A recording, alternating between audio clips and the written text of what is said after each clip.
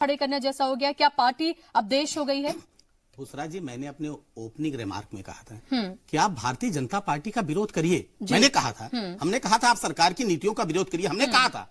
लेकिन आप भारतीय सेना के मनोबल को तोड़ने का काम कर रहे हैं। और शकील साहब तो ऐसे बात कर रहे थे जैसे वो पाकिस्तान के प्रधानमंत्री का मेनू तय करने यही गए थे। और प्रधानमंत्री जिस तरह से बार बार कहना ना, चिकन खाने गए थे, मुर्ग मुसल्लम खाने, मतलब एक जरा एक मिनट, हम बीच में आपको बोले, आपने 5 मिनट बोला, मैंने बोला, चलिए ठीक है, आप उनको बोलने दीजिए।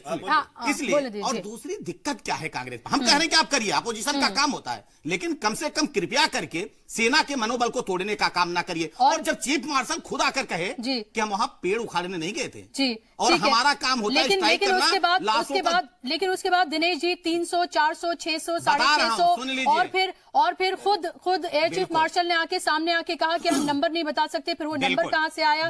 और फिर आप ये देखें, तमाम रैलियों में, तमाम जगहों पर जिस तरह से पीछे पोस्टर्स लगा के और खुद अपना पोस्टर आगे लगा के, तो क्या लोग आपसे सवाल नहीं पूछेंगे कि आप पूछना चाहिए? बुसरा जी, हमने मना किया, लेकिन सुन लीजिए, मुझे मौका तो दीजिए। देखिए, कांग्रेस पार्टी ना अभी कह रहे थे साहिब साहब कि डेटा में फंस गई। ये डेटा नहीं है, कांग्रेस पार्टी डेटा और बेटा दोनों में फंस गई। इसी चक्कर में इनको समझ में आ नहीं रहा था कि डेटा और बेटा में फंसी थी, और पहले पेटी देखते थे कितनी पेटी आ रही है, और फिर बेटी में फंस गए हैं।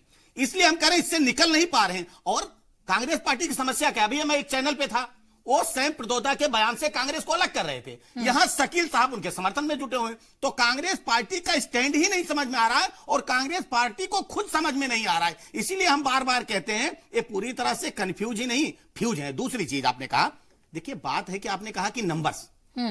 बुसरा जी, एक चीज आप ये समझिए कि क्या बोलने से सेना का मनोबल बढ़ेगा, देश का मनोबल बढ़ेगा, और क्या बोलने से सेना का मनोबल घटेगा? ये दोनों चीजों में कम से कम कॉमन सेंस होना चाहिए। और मैं कह रहा हूं, तथ्य में फर्क मैं बता रहा हूं, तथ्य सेना देगी और तथ्य सरकार समय के साथ देगी। एक चीज आप जान लीजिए, आप क्या समझते हैं तथ्य नहीं आएगा? तथ्य सामने आएगा, और कितने मरे हैं, कितने लोग मारे गए। हम एक चीज और पूछना चाहते हैं, अगर हम 300 कहते हैं तो कांग्रेस को तकलीफ, हम तो कह रहे हैं 500 मरे। दिनेश जी, मेरी बात सुनिए। आप, कोई आपसे ये पूछ नहीं रहा है कितने मरे कितने नहीं मरे।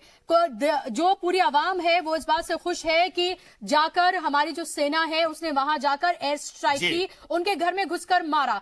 लेकिन उसके फौरन बाद अगर जल्दबाजी में ये कहा जाए कि 250, खुद अमित शाह ने कहा कि 250, फिर उसके बाद 300, किसी ने आके कहा 350, आखिर ये किस तरह का सवाल है? बुसरा जी, मैं यही कह रहा हूं, मैंने यही कहा ना कि क्या कहने पर, क्या जैसे कि आप किसी को मान लीजिए 302 में आप फांसी सजा दे दीजिए, कहीं ना छपे, लेकिन वातावरण में उससे फर्क पड़ता है। अगर कोई गलत काम करता है, वातावरण के लिए कर रहे हैं या असली अटैक के लिए कर रहे हैं? सुनिए, ये जुमला आप वातावरण के लिए कर रहे हैं या असली अगर अटैक इतनी हड़बड़ी है, कितने लोग मरे हैं, तो कृपया करके वीजा के लिए अप्लाई करें। क्योंकि बाकी तो त्रिपोदा जी जो कह रहे थे, जिनकी आप बात की है, न्यूयॉर्क टाइम्स और राइटर्स की बात कर रहे थे, यही तो इत्तेफाक देखिए ना।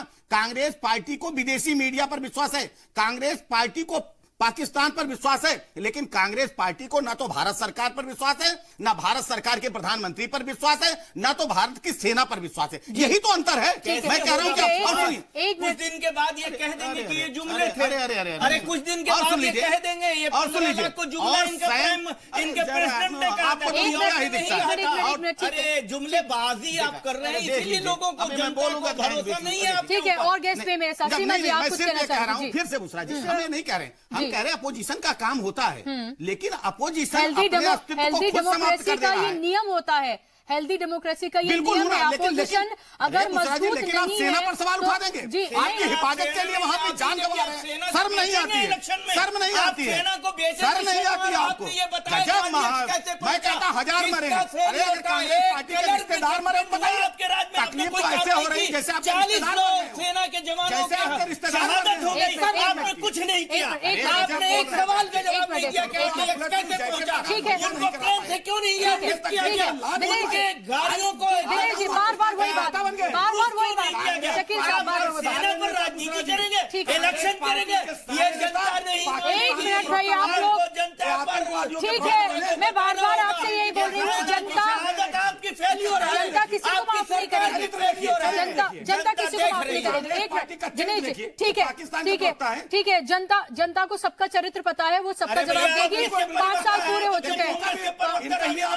ठीक है, एक मिनट, ठीक है, दिनेश जी, शकील साहब, एक मिनट, मुझे मेरे प्रोग्राम थी। अरे और इससे पाकिस्तान आप बोलते हैं, ये चुनाव का मुद्दा करते हैं, नहीं चलेगा। क्या किया? एक मिनट, दिनेश जी पहुंचाया जिन्नापुर से भेजा था आपने, ये बताइए क्या? शकील साहब, दिनेश जी, शकील साहब, एक मिनट, देखिए यही है, और ये जनता देख रही है कि दोनों ही पार्टियों को देख रही है, कि दोनों पार्टियों को देख रही है, वो दोनों ही पार्टियों को देख रही है। ठीक है, वो अपने आप तय करेगी, उसने 5 साल बीजेपी को देखा है, उससे पहले 10 साल आपको देखा था।